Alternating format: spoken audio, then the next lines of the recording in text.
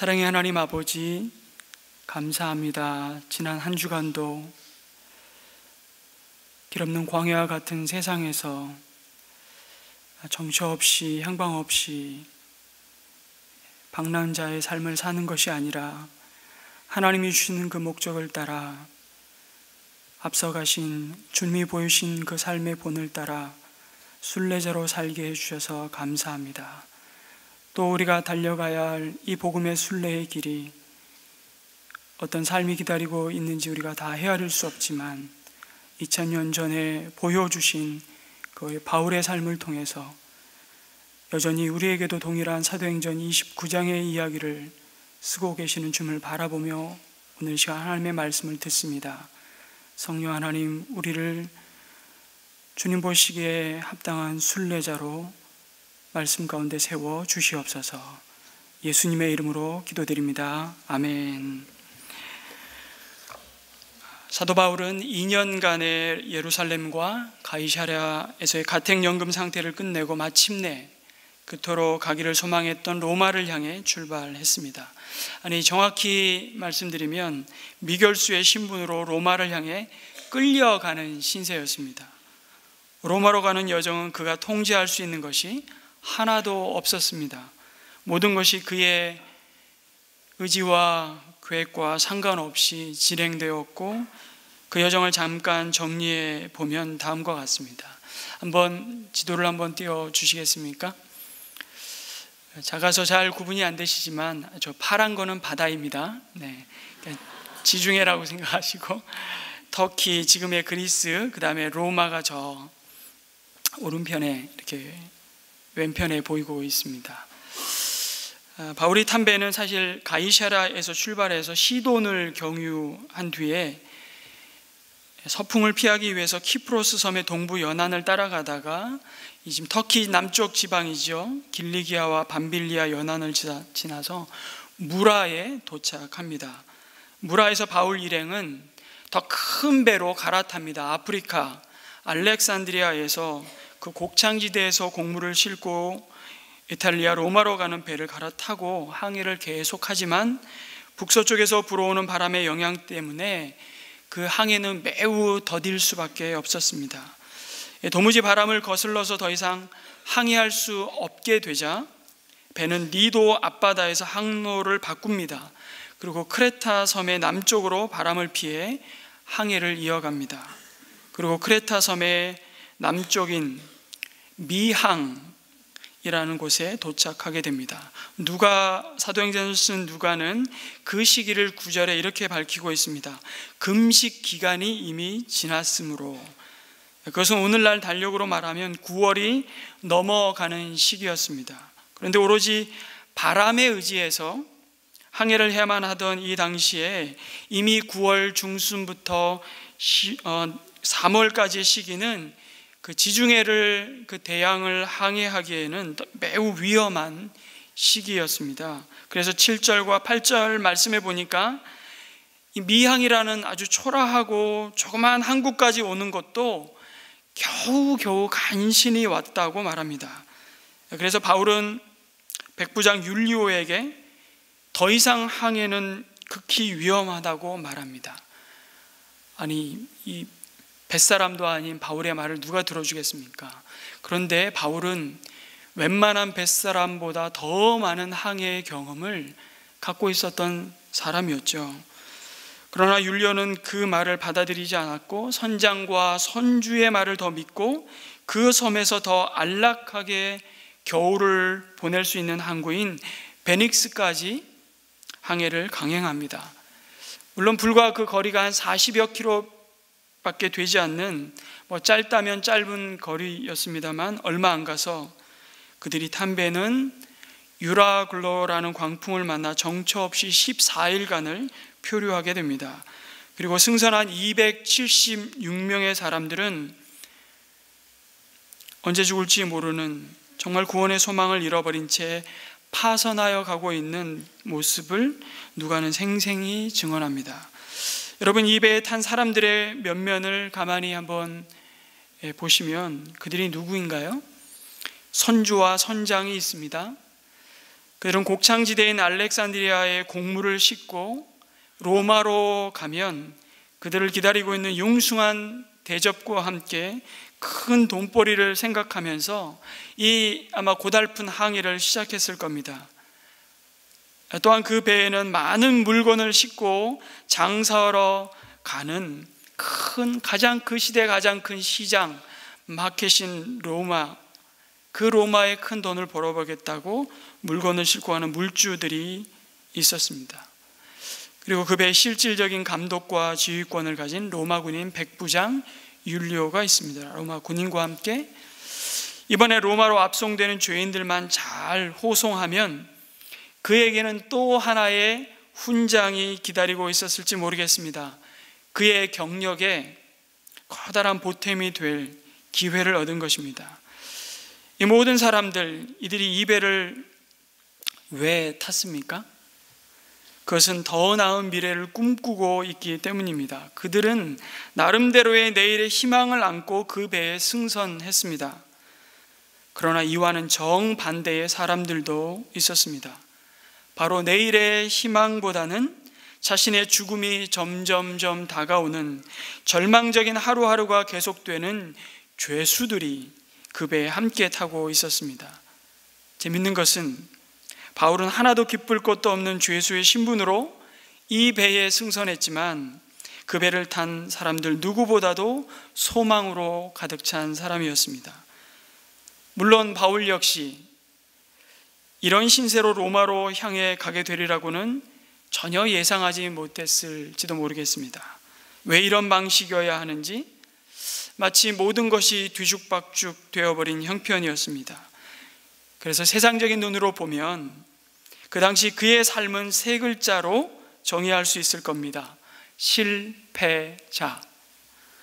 어쩌면 처음 3차 전도 여행을 마무리하고요, 예루살렘을 향해서 가고자 할 때 그렇게 뜯어 말렸던 에베소 교회의 성도들의 만류를 그냥 못 이긴 척하고 들을 걸, 내가 뭐 한다고 이 생고생을 할까, 그런 마음을 먹을 만도 합니다. 그러나 바울은 그 모든 상황을 간섭하시고 인도하시는 하나님의 손길을 더 민감하게 바라봅니다. 아니, 그는 성령의 인도하심을 따라 내딛는 이 복음의 순례가 결국 주님이 걸어가신 좁은 길, 순교의 길일 수밖에 없음을 이미 직감했습니다. 그 믿음의 고백을 이미 에베소 장로들과 마지막 하나님의 말씀을 나누면서 그가 했던 설교 가운데 그 자신의 고백을 담고 있습니다. 20장 24절과 25절 말씀을 한번 같이 읽을까요? 시작. 그러나 내가 나의 달려갈 길을 다 달리고 주 예수께 받은 사명 곧 하나님의 은혜의 복음을 증언하는 일을 다 하기만 하면 나는 내 목숨이 조금도 아깝지 않습니다. 나는 여러분 가운데로 들어가서 그 나라를 선포하였습니다. 그런데 이제 나는 여러분 모두가 내 얼굴을 다시는 보지 못하리라는 것을 알고 있습니다. 그 바울의 고백처럼 바울은 복음의 증언을 마치게 될 로마에 도착했습니다. 여러분, 바울에게 로마는 땅끝이었습니다. 그 당시 세상의 중심은 로마였지만 하나님의 눈으로 볼 때 로마는 복음의 땅끝, 변방이었습니다. 사람들의 눈으로 볼 때는 로마가 성공과 자신의 영광을 위한 발판의 땅이요, 출발지일지 모르겠지만 하나님의 사람 바울의 눈에 그 로마는 자신의 마지막을 드려야 할 순교의 땅이었습니다. 똑같은 땅이지만 세상이 바라보는 로마와 하나님이 바라보시는 로마는 너무나도 다른 곳이었습니다. 이 땅을 인간 황제가 다스리는 제국으로 사는 사람과 그 가슴에 복음을 소유하고 이 땅을 하나님이 다스리는 천국으로 사는 그리스도인이 바라보는 세상은 결코 같을 수 없음을 바울이 로마로 가는 이 항해를 통해서 하나님은 우리에게 보여주십니다. 누가 성공자요? 누가 실패자인지를, 아니 누가 방랑자요? 누가 순례자인지를 보여주십니다. 유로글로라는 예고 없이 몰아닥친 폭풍은 참 더욱 날카롭게 더 분명하게 두 부류의 사람들을 우리에게 보여줍니다. 난파선 안에 탔던 모든 사람은 휘몰아치는 폭풍으로 그냥 정처 없이 떠밀려가는 그 상황을 그 누구도 통제할 수 없었습니다. 그냥 떠밀려가는 배 안에서 아무것도 할 수 없는 죽음만을 기다리는 사람들을 봅니다. 그런데 오늘 말씀에서 우리는 동일한 배를 타고 똑같이 떠밀려가지만 전혀 다른 반응을 보이는 또 한 부류의 사람을 보는 것이죠. 그 배 안에 진짜 떠밀려가는 난파선과 함께 자신의 인생도 침몰해가는 방랑자도 있고요. 그러나 그 배 속에서도 삶의 종착점이 어디인지를 분명히 바라보고 가는 순례자가 있습니다. 여러분, 언뜻 보면 방랑자와 순례자는 외관상 비슷해 보입니다. 겉으로는 둘 다 정처 없이 기약 없이 떠돌아다니는 것처럼 보입니다. 그런데 방랑자는 정말 말 그대로 떠밀려가는 사람들입니다. 왜 그들이 떠밀려 갑니까? 사실 목적을 상실했기 때문입니다. 그들이 품고 있는 희망이라는 것도 여전히 그들 자신의 탐욕과 육신의 욕망을 따른 어리석은 선택이었기 때문입니다. 사실 그들은 미항에 머물렀어야 했습니다. 그럼에도 굳이 베닉스까지 가고자 했던 것은 그 긴 겨울을 이 재미없는 동네에서 보내느니 차라리 모험을 감행해서라도 즐길 수 있는 항구로 가자는 것이었습니다. 방랑자에게 여러분 중요한 것은 오늘을 즐기는 것입니다. 내일은 생각할 필요가 없습니다. 아니, 생각하고 싶지 않습니다. 아니, 그래도 나름 성공과 출세와 큰 돈을 벌어보겠다는 꿈을 꾸며 로마행 배를 탄 것 아니냐고 이렇게 말해 볼 수 있지 않습니까? 그러나 그것도 방랑자에게는요, 바람을 잡는 것입니다. 그렇게 성공해서 뭐 할 건데, 그렇게 큰 돈을 벌어서 뭐 할 건데요? 방랑자에게 그렇게 물어보면 대답은 이겁니다. 인생 뭐 있어? 인생 뭐 있냐고 그 다음엔 여러분이 답하시면 됩니다. 그러나 순례자는 그렇게 답하지 않습니다. 순례자가 누구입니까? 삶의 목적이 분명한 사람입니다. 그래서 하나님은 그 난파선 안에 탄 그들의 모습 속에 복음의 증인인 바울이 왜 순례자인지를 보여주려는 겁니다. 바울은 폭풍 한가운데서 당당히 서서 담대히 외칩니다. 22절 말씀을 우리 또 한번 읽겠습니다. 시작. 그러나 이제 나는 여러분에게 권합니다. 기운을 내십시오. 이 배만 이를 뿐 여러분 가운데 한 사람도 목숨을 잃지는 않을 것입니다. 그럼 이 선포를, 이 외침을 어디서 하고 있다고요? 여전히 폭풍 한가운데 그 배 안에서 바울은 하고 있습니다. 바울이 이토록 놀라운 확신과 소망을 담대히 외칠 수 있었던 믿음의 비밀이 무엇입니까?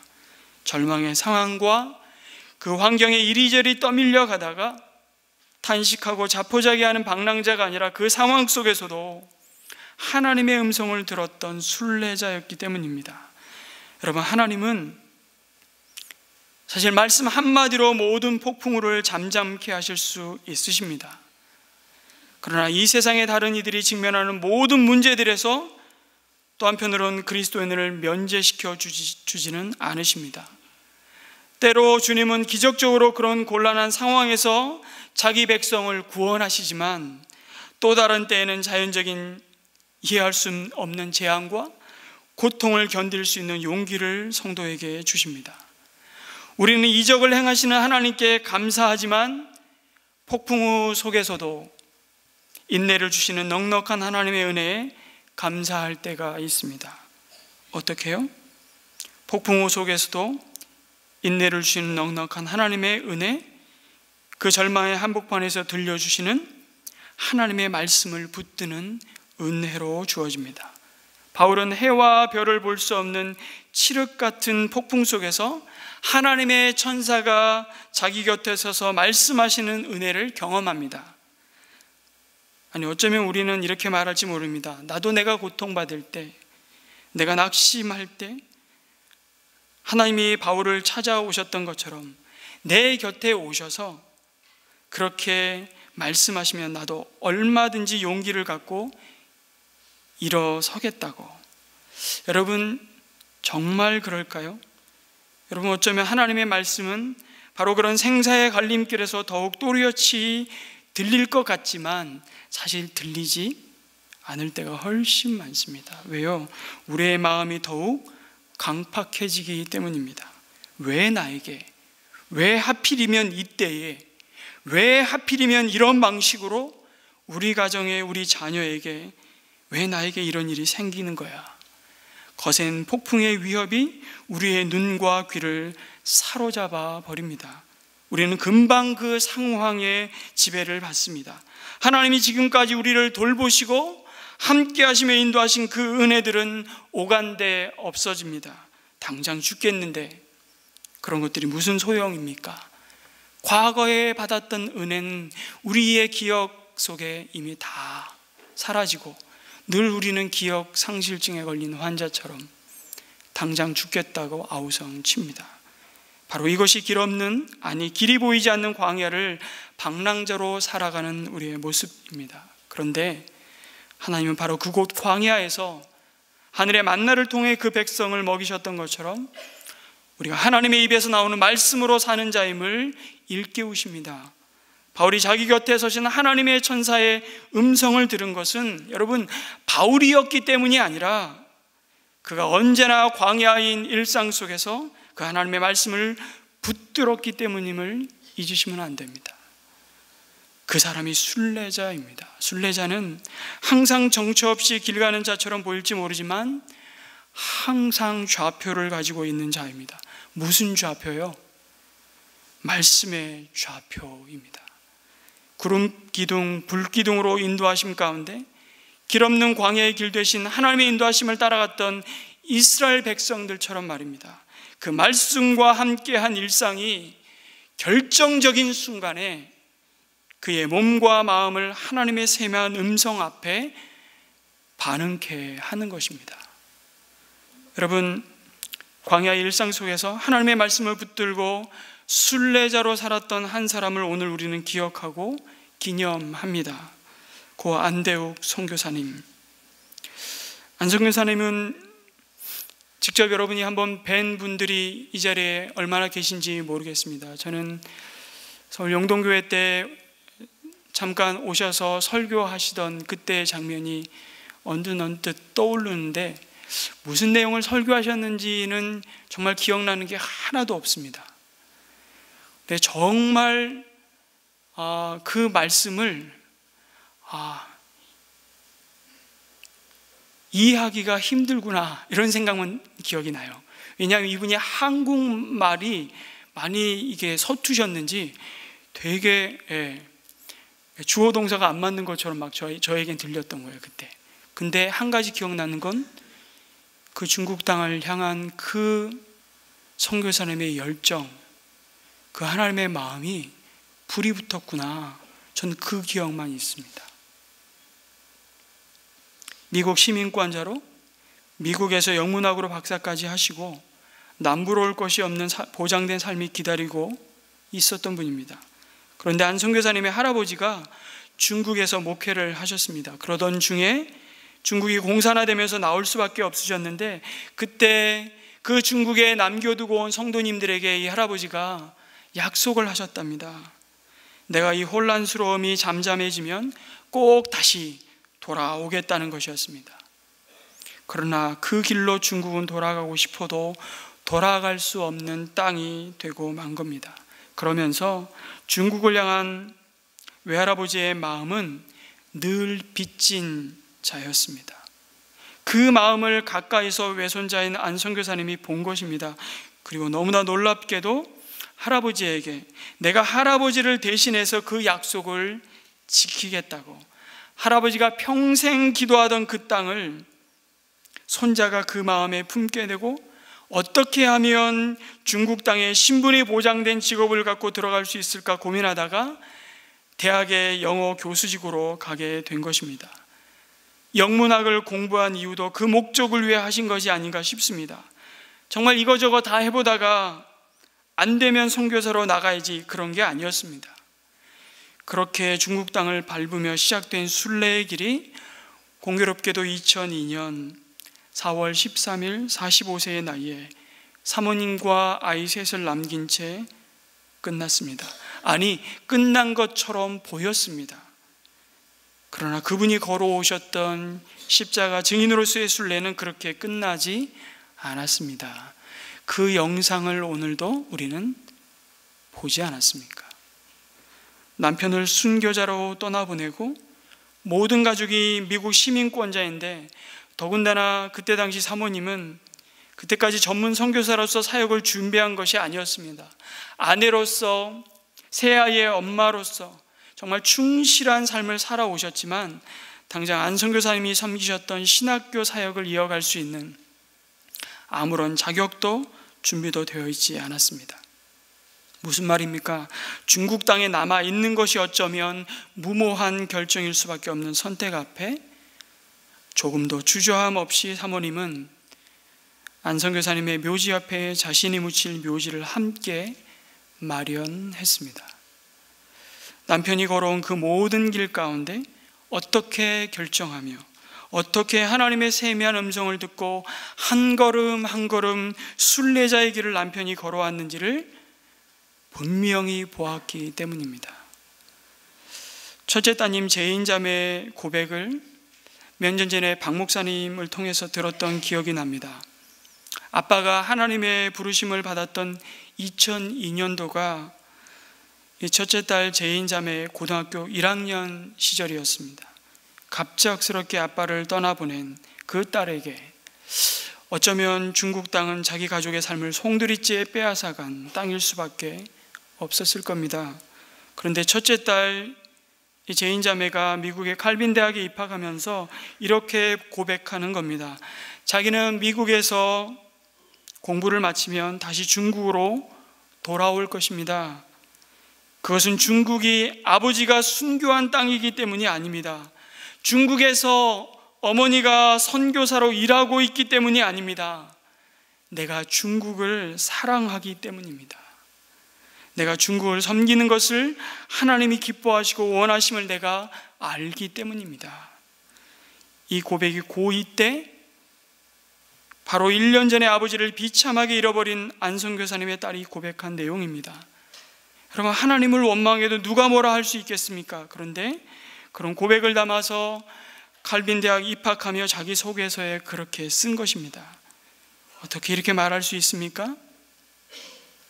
자신의 아빠가 부르심 받은 그 광야의 일상을 자기가 가고 싶은 대로 가고 자기가 살고 싶은 대로 산 방랑자가 아니라 한결같이 하나님이 말씀하시는 그분의 음성을 들으며 그 음성의 귀를 기울이며 그 말씀을 따라서 순례자의 길을 걸어왔던 것을, 그 딸이 그 옆에서 그 아빠의 모습을 똑똑히 지켜본 것입니다.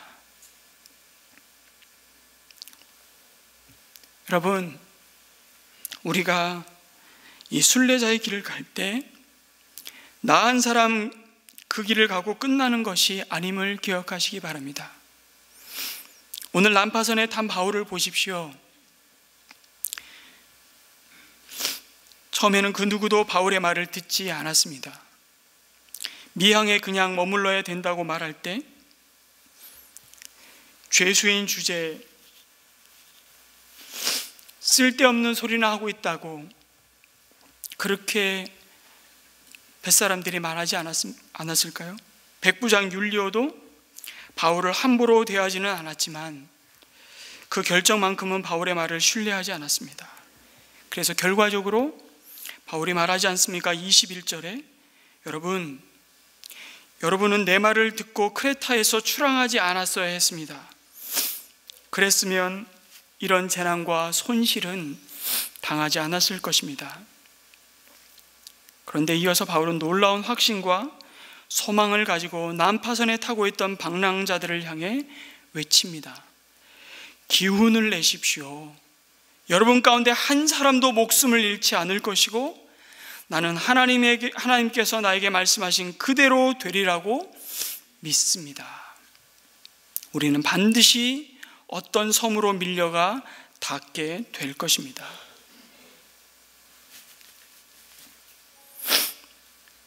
바울의 순례자로서의 확신과 담대함을 보면서 그들이 잃었던 희망을 다시 붙잡는 것입니다. 여러분, 세상 사람들은 하나님을 보지 못합니다. 아니, 인정하지 않습니다. 말씀도 모릅니다. 그러나 그들이 보는 것이 있습니다. 하나님을 믿는 우리를 보는 것입니다. 우리가 자기들과 같이 모든 소망이 끊어졌다고 말할 때 그렇지 않다고 말하고 또 실제로 그렇게 사는 우리의 모습을 보며 충격을 받는 것입니다. 그래서 그리스도인의 삶은 방랑하는 누군가에게는 이정표가 될 수밖에 없습니다. 우리가 어떻게 이런 순례자의 길을 갈 수 있습니까? 하나님이 모든 역사의 주관자이심을 인정하고 그분을 신뢰하기에 우리는 확신과 소망 가운데 이 순례자의 길을 걸어갈 수 있습니다. 그것이 바울을 통해 보여주신 순례자의 삶이죠. 여러분, 세상의 역사는 하나님의 손에 달려 있습니다. 세상의 역사는 전문가들에 의해서 움직여가는 것이 아닙니다. 그렇게 보일 뿐입니다. 이 배에 탄 사람들만 해도 이 배의 운명은 자기들이 쥐고 있다고 믿었습니다. 그러나 아무도 책임질 수 없었습니다. 이 배는 누구의 손에 있는가? 26절에 바울이 말하는 게 그 내용이에요. 우리가 반드시 한 섬에 걸리리라. 사람의 계획과 능력이 인생의 배를 인도하는 것이 아닙니다. 하나님이 역사를 운행하십니다. 바울은 이 하나님의 섭리를 믿었습니다. 그리고 동일한 이 순례의 길을 걸어가고 이 순례의 길로 우리를 부르신 하나님이 바울이 가졌던 그 믿음을 우리 또한 가지라고 이 말씀을 누가를 통해서 기록해주고 있는 겁니다. 내 인생 네가 책임질 수 있니? 내 인생뿐만 아니라 너를 둘러싼 모든 환경이 하나님의 섭리와 주권 가운데 있음을 기억해라. 욥기를 통해서 보여주신 말씀의 의미가 그거 아닙니까? 왜 내가 이 고난을 받아야 됩니까? 그 답을 주시는 게 아니라 그 고난 속에서도 여전히 하나님은 욥의 삶을 붙드시고 계심을 인정하라고 그 하나님의 주권과 섭리를 선포하고 계신 것처럼 유로골라 광풍 속에 바울과 함께한 그 모든 276명의 인생이 그의 손에 달렸다고 말씀하시는 겁니다. 여러분, 누가 뭐라 그래도 전능하신 하나님이 안심하라 그러면 끝나는 겁니다. 여러분, 우리 그런 말들 하잖아요. 어른이 그러면 그런 줄 알아. 근데 그 어른이 자기도 자기 삶을 책임질 수 없는 어른이 아니고 하나님이 그렇다면 그런 줄 알아. 지금 바울을 통해서 우리에게 그렇게 말씀하시는 겁니다. 이 하나님의 약속의 말씀을 붙들고 확신 가운데 외치는 사도 바울에게 더 엄청난 약속을 하나님이 주고 계세요. 이 약속이죠. 너와 함께 항해하는 자를 다 너에게 주셨다. 아니, 지금 죄수가 그 배의 선장과 선주들을 비롯한 그의 생사 여탈권을 쥐고 있는 로마 군인들을 향해 너희들의 생명을 다 하나님이 내게 주셨다고 말하고 있습니다. 아니, 그들은 지금 정신이 혼미한 상황에서도 이 말을 들으면서 저 인간이 미쳤나? 저 인간이 돌았나? 미치지 않고는 저렇게 말할 수 없다고 생각하지 않았을까요? 지금 죽을 판에 우리가 저런 죄수의 황당한 얘기를 들어야 하냐고 당장 죽이라고 하면 어쩔 겁니까? 그런데 바울은 이 배의 선장이 하나님이심을 보았습니다. 하나님이 이 난파선에 타고 있는 권력자 율리오도 선장과 선주도 그 많은 재물을 소유했던 물주들도 아닌 죄수의 신분으로 압송되는 바울에게 난파선의 276명의 생명을 붙잡고 있는 그 키를 부여하신 겁니다. 바로 이들을 바울과 함께 로마로 가서 복음의 포로된 자로 증인석에 세우시겠다는 약속의 말씀인 것입니다. 그들은 바울과 함께 역사하셨던 하나님을 똑똑히 보았을 겁니다. 그리고 그들은 죄인 바울이 아니라 복음의 증인 바울로 인해 인생의 항로를 바꾸게 되었을 겁니다. 아마 천국 가면 이 배에 탔던 그 276명 가운데 분명히 천국에서 만날 사람들이 있을 거예요. 인간의 욕망이 망쳐놓은 죽음의 현실을 하나님은 생명으로 바꾸시는데 바울과 이들을 사용하셨습니다. 동일하게 오늘도 우리 한 사람 한 사람을 그렇게 세우셔서 무너져가는 인생을 사망에서 건지시겠다고 말씀하십니다. 그게 사도행전 29장입니다. 여러분, 짐 엘리엇의 생애를 이미 너무 잘 알고 계시는 분들이 여기 많을 것입니다. 짐 엘리엇, 하나님을 모르는 에콰도르 아우카 부족과 하나님 사이를 연결할 다리가 되겠다고 자기 편안한 교수 자리를 다 포기하고 아우카 부족에게 갔는데, 그 복음을 전하기도 전에, 다리 노릇을 해보기도 전에 그는 창에 찔려 살해를 당하고 말았던 순례자였습니다. 짐 엘리엇은 많이 알려졌지만 그와 함께 갔던 4명의 동료, 총 5명, 그 순교자였던 순례자들의 부인들의 히스토리는 여러분 잘 모르실 겁니다. 짐 엘리엇의 아내 엘리자베스 엘리엇, 20대 갓 결혼해서 신혼여행도 못 간 채 남편이 살해당한 엘리자베스를 비롯한 이 짐 엘리엇의 동료들의 아내인 20대 과부들이 걸었던 순례의 길, 이걸 잠깐 이야기하고 싶습니다. 이 과부들이 어느 날 모였습니다. 우리 남편들이 살해당한 곳에 우리도 갑시다. 그런데 선교회는 그들을 받아주지 않았습니다. 성경 번역 선교회는 거기는 남자들도 가서 살해당하는데 여자들이 가서 어떻게 감당하려고 하냐고, 그래서 생존 훈련을 받아야 하는데 아무것도 주지 않고 칼과 소금과 성냥 하나만 들고 가서 생존하는 훈련까지 받았습니다.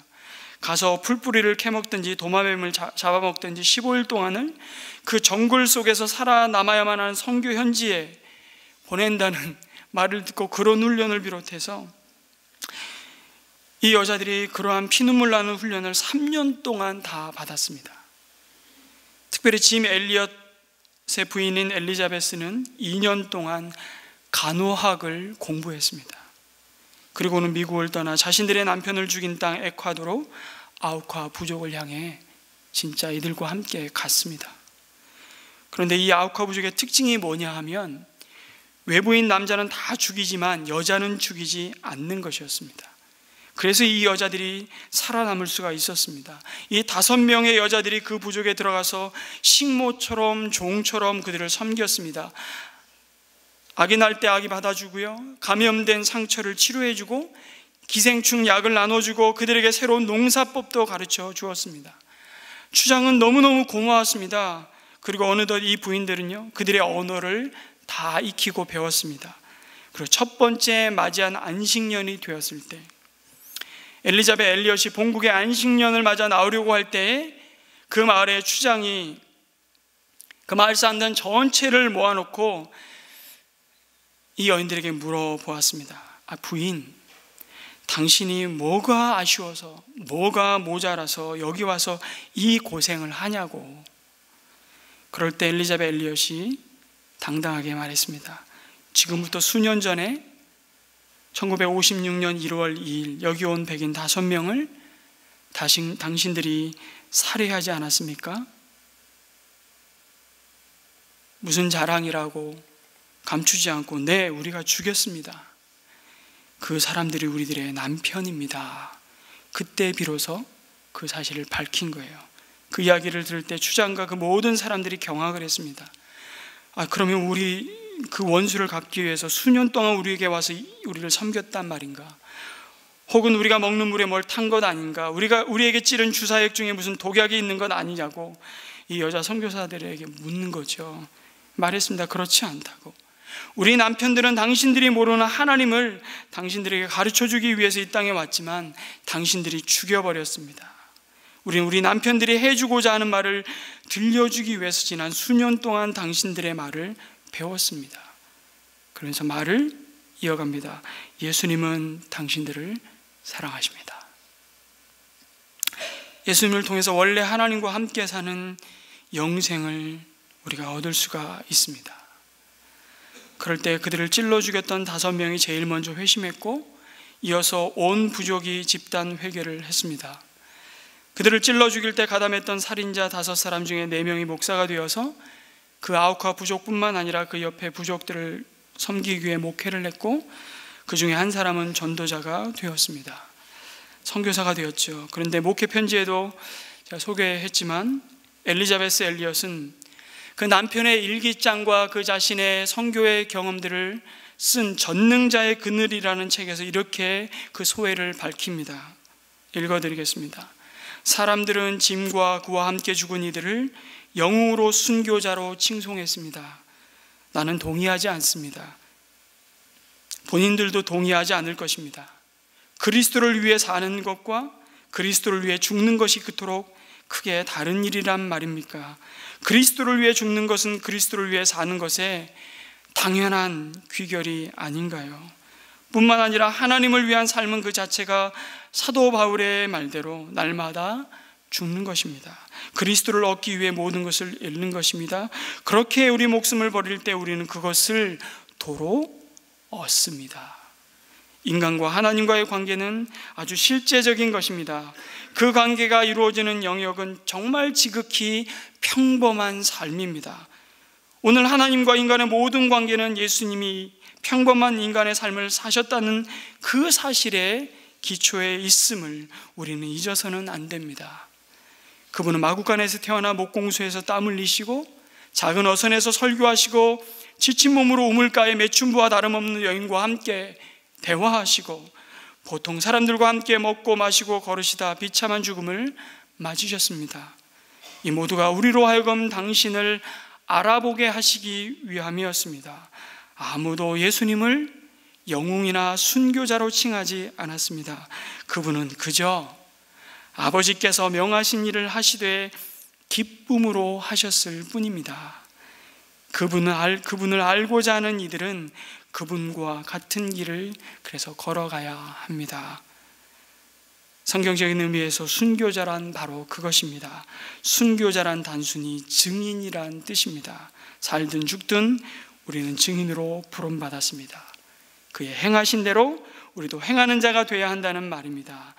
짐 엘리엇, 그는 그런 이들 중 한 사람, 전능자와 관계에 맺은 한 인간의 이야기일 뿐입니다.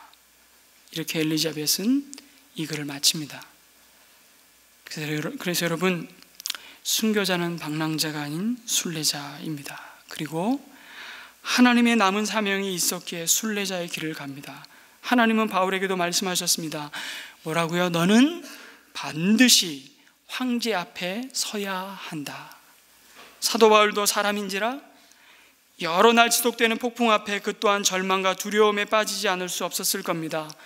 바울아, 두려워하지 말라. 하나님이 바울에게 그렇게 말씀하시지 않았습니까? 그러나 바울은 그 절망을 뚫고 그 절망을 넘어가는 사명이 남아있음을 기억합니다. 여러분은 여러분의 묘비에 뭐라고 새겨지기를 바라십니까? 그것이 여러분의 사명, 곧 하나님이 보여주시는 비전일 것입니다. 안대옥 선교사님의 묘에는 그의 평소 신앙 고백이 그렇게 기록되어 있습니다.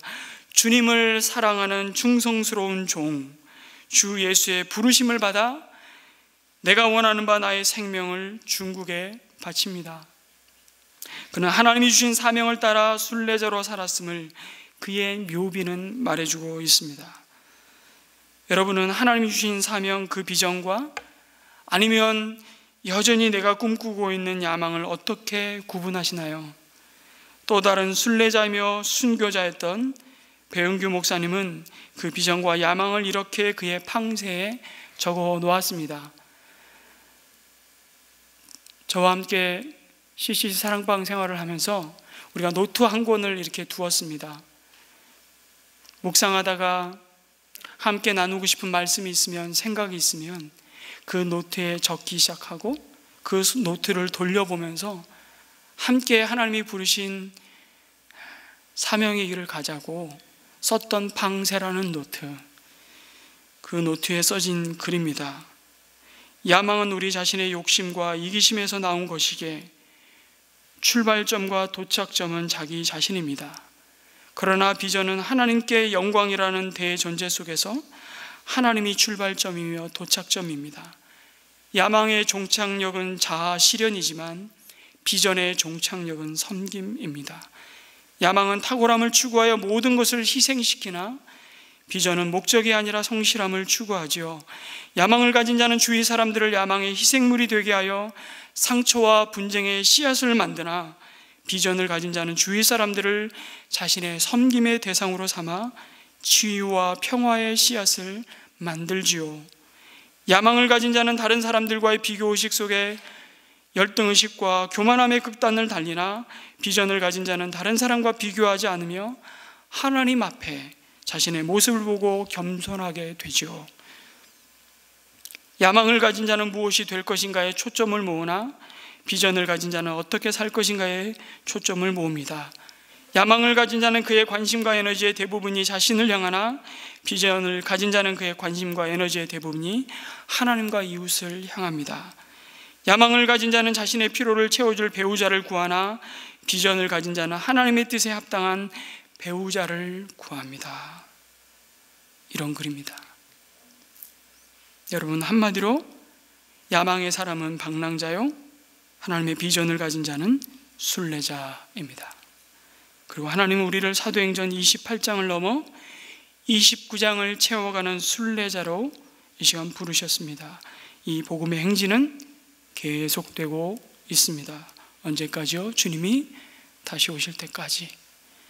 바울의 가슴을 가득 채웠던 복음의 능력과 소망이 우리 모두의 가슴을 가득 채우기를 기도합니다. 그래서 똑같은 땅을 바라보면서도 똑같은 일터와 학교와 가정과 우리의 일상을 바라보면서 세상은 그 땅을 황무지요 저주받은 땅이라 말하지만 하나님의 가슴을 가진 자는 그 땅을 희어져 추수할 땅으로 바라보며 오늘도 방랑자가 아닌 순례자로 이 길을 걸어가는 것입니다. 이번 한 주간도 향방 없이 목적 없이 정처 없이 달려가는 자들이 아니라 우리의 영원한 푯대 되신 주님을 바라보며 순례자의 삶을 사는 저와 여러분 되시기를 주님의 이름으로 축복합니다. 아멘.